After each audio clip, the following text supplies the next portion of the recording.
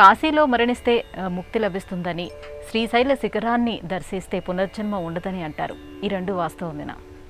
రెండు వాస్తవమే, కానీ కాశ్యాంతు మరణాన్ ముక్తి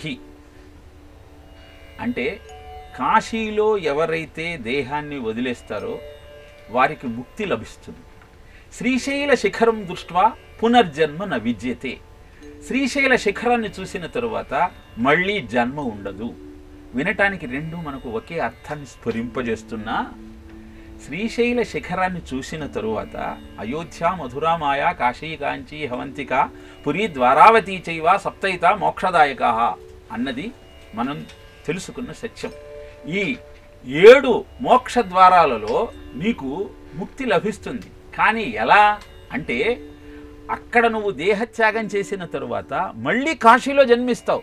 కాశీలో జన్మించిన వారికి మాత్రమే ముక్తి దొరుకుతుంది. అక్కడ ఆ శిఖరాన్ని చూడటం వల్ల కాశీలో జన్మించే అదృష్టం నీకు దొరుకుతుంది.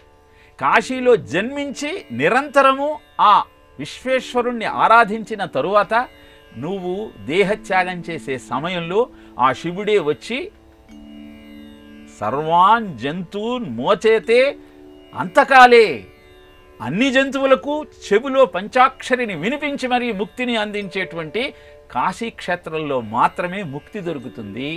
అన్యాని ముక్తి క్షేత్రాన్ని కాశీ వాసో లభ్యతే. ఇతర ముక్తి క్షేత్రాలలో నువ్వు దేహాన్ని వదలటం వల్ల తిరిగి కాశీలో జన్మించే అదృష్టం నీకు దొరుకుతుంది. అక్కడ దేహాన్ని త్యాగం చేసేటువంటి అవకాశం నీకు సిద్ధిస్తుంది అని తెలియజేస్తారు. కనుక శ్రీశైల శిఖరం దృష్ట్వా పునర్జన్మ న విద్యతే అన్నది సత్యమే. అలానే కాశ్యాంతు మరణాన్ ముక్తి అన్నది నిత్య సత్యం.